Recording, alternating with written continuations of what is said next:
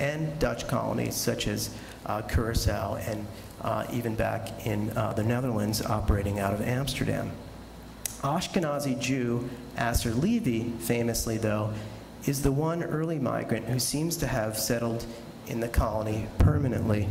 He died in New York in 1682 after around 28 years in New Netherland. Often remembered for being a licensed butcher and co-owning a slaughterhouse, a vocation which would have potentially enabled him to keep kosher, Levy's business records show that this occupation was just one of many things he did to support himself in the colony. In fact, after securing the burger right in 1657, he engaged in a variety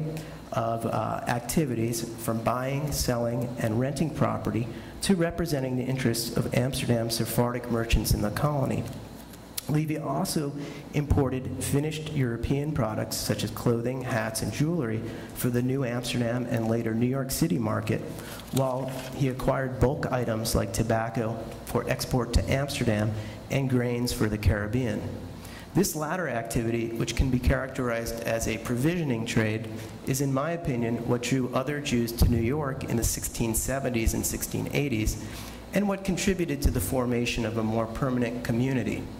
While New Amsterdam had been an important supplier of food to Curaçao and other locations, New York City really blossomed into a substantial provisioning port in the developing English and Dutch Atlantic worlds of the last decades of the 17th century, attracting Jewish merchants to the city who helped to solidify its role in this capacity.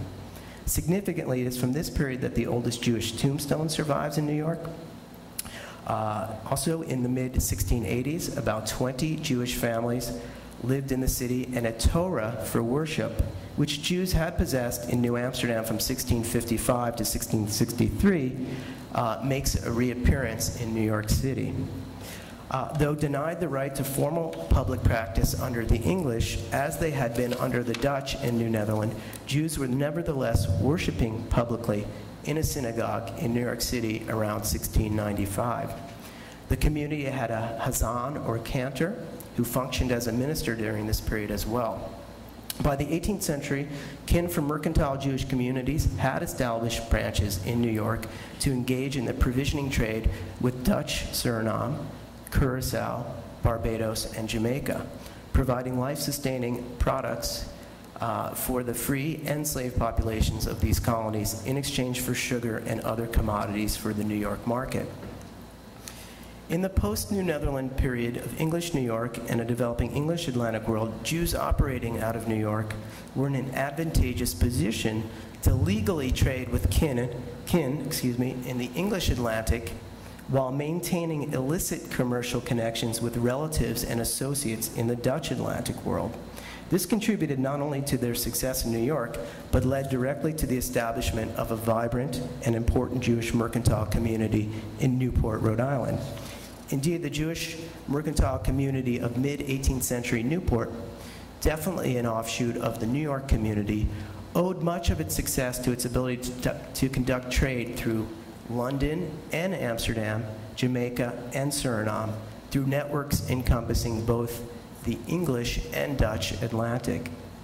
It is my hope that my article in Explorers, Fortunes, and Love Letters, while not completely discounting the influence that a relatively hostile colonial leadership could have on individual decisions to visit or settle in New Netherland,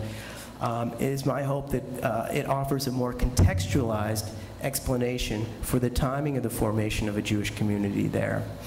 By placing New Netherland and New York in a bigger story of Atlantic commerce and colonization, I hope we can better appreciate the options Jews had and attempt to better understand the decisions they undertook. Moving beyond the scope of my article in Explorers, Fortunes, and Love Letters, I would like to conclude tonight with a few words about the importance of Jewish mercantile communities to the early Atlantic world. A stateless people defined by themselves and others as their own nation, Jews were not limited by attachment to any one country or Atlantic empire. Instead, they secured privileges to trade and settle in various Atlantic locales and became key participants in European Atlantic expansion.